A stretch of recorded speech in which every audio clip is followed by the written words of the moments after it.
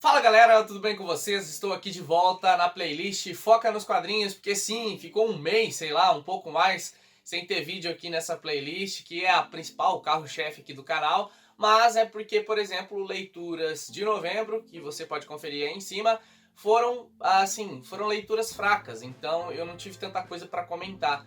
Mas aqui eu volto agora com um vencedor do prêmio Eisner, de uma das categorias do Eisner 2020. Estou aqui para falar de Eles Nos Chamavam de Inimigo, que é sobre a vida, um quadrinho autobiográfico aí sobre a vida do George Takei. E todo mundo conhece ele como Hikaru Sulu, que é o oficial, enfim, do Star Trek. Eu não conheço, então eu nunca assisti, então não posso dizer. Mas conheço o ator, sei que é um bom ator, enfim. Vou comentar hoje aqui então sobre esse quadrinho muito bom, que eu gostei, achei legal. Não acho que deveria ter ganhado o Eisner, porque eu acho que Grama é mais imponente, é mais poderoso, é mais emocionante, enfim. Mas ok, talvez seja porque tem os Estados Unidos envolvido, né? E o Eisner é um prêmio norte-americano, enfim. Acho que tem muito a ver com isso. Mas se você gosta de quadrinhos, já se inscreve aí no canal, ative o sininho das notificações, curta, comente e compartilhe. É importante você faça todos esses caminhos aí para ajudar o Foca nos Nerds a crescer. Estamos ganhando alguns inscritos ao longo das últimas semanas e isso é motivador, sabe? Ano que vem teremos novidades, enfim. Ajuda o nosso trabalho, que a gente ajuda a trazer cada vez mais melhores conteúdos, beleza? Então, sem mais delongas, Carlos, por favor, solte a nossa querida vinheta.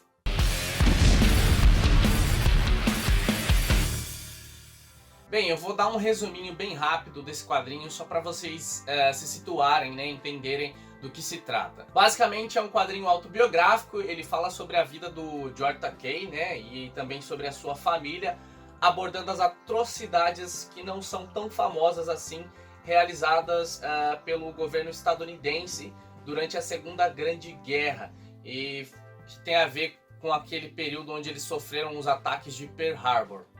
E o que eles fazem? Eles basicamente começam a criar campos de internamento, que para mim nada mais são do que campos de concentração, só que com um nome mais bonitinho e com umas atitudes um pouquinho menos pesadas do que foi o nazifascismo, né? O nazismo em si. E ele se passa ali no período do presidente Roosevelt e tem muita coisa ruim, muita coisa suja acontecendo. Cerca de 120 mil pessoas, 120 mil nipo-americanos e japoneses, né? Ou seja, japoneses e descendentes, ascendentes japoneses, sofreram com esse período aí de campos de internamento, que para mim são campos de concentração. Basicamente é isso. Então a gente vai ver aqui a história do Takei, a história da sua família, que tinha uma vida muito tranquila, uma vida como quase toda a família norte-americana que a gente conhece, aquele sonho no americano, né? De família, de casa, enfim, de tudo aquilo. E eles tinham aquela vida, né? Ele mais, acho que 3 irmãos, se não estiver enganado.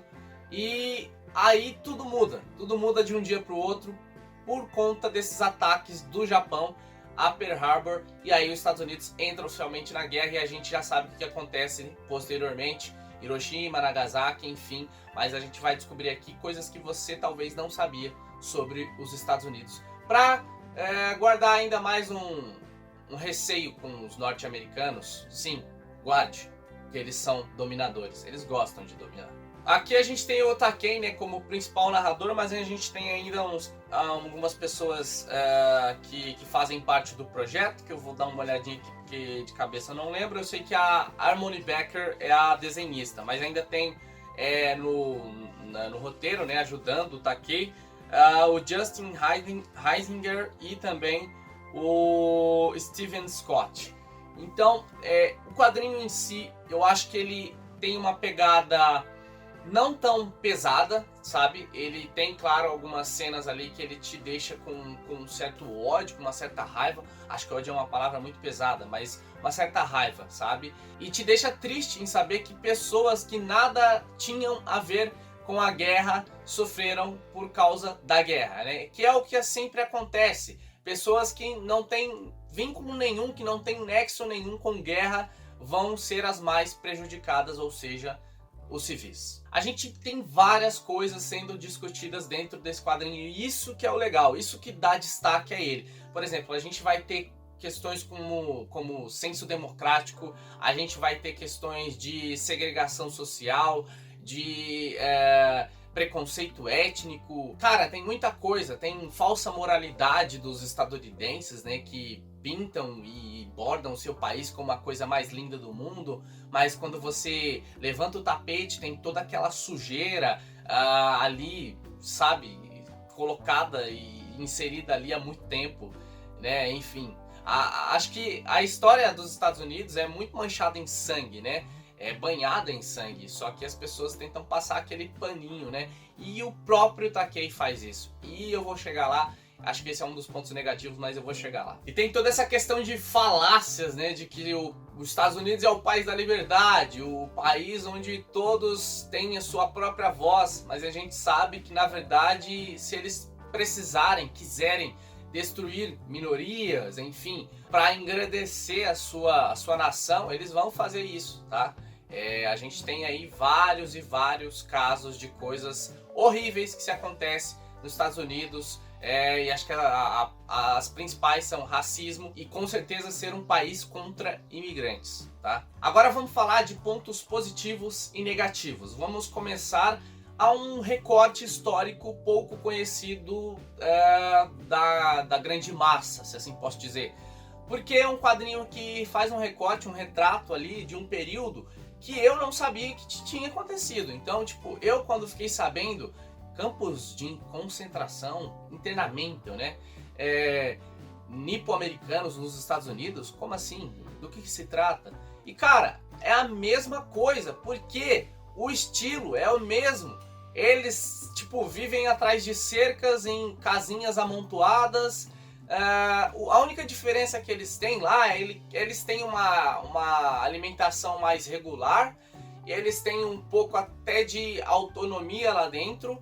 Mas é umas coisas assim, bem pequenas, que ainda assim é miserável a vida daquelas pessoas, sabe? É terrível, é horrível. Imagina você ser trancafiado em um local sem nunca ter feito nada a ninguém, entendeu? É isso de que se trata aqui, essa história. Tá, agora vamos... Eu acho que esse é o grande ponto positivo e os outros que eu já disse, né? As discussões que são inseridas dentro do quadrinho. Agora o ponto negativo, o Takei, no final do quadrinho... Eu não sei se é porque ele é um norte-americano, né? Ele tem descendência japonesa, mas ele é um norte-americano. Ele nasceu nos Estados Unidos.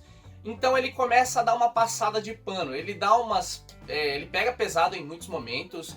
Ele é meio transparente, mas no final ele dá uma passada de pano para a democracia estadunidense. Ou seja, que lá, apesar de ainda ter os seus erros, ter as suas falhas, ainda assim é um dos melhores países para se viver, porque tem todo um discurso de liberdade, de democracia, enfim, e isso é um grande problema que me deixou um pouco irritado, talvez porque eu tinha pegado muito ranço dos Estados Unidos ao longo dos anos, em descobrir um pouco mais da verdade destrutiva, não vou dizer do povo norte-americano, tá? Vou dizer do governo ao longo das décadas, né? Um governo que, cara, o Trump, tudo bem, ele saiu agora, mas tem outros Trumps lá. Pessoas votaram nele, assim como pessoas votaram no Bolsonaro aqui. Enfim, esse é um quadrinho legal, muito legal. Eu acho que vale a pena a sua aquisição. Eu paguei acho que R$30 nele na última promoção que teve. Valeu muito a pena. Parabéns para a Devir ter lançado isso aqui no Brasil, né? É um quadrinho premiado, enfim, que conta uma coisa não tão famosa e é legal demais, tá? E o mais importante, claro, leia quadrinhos, porque quadrinhos são vida. Forte abraço!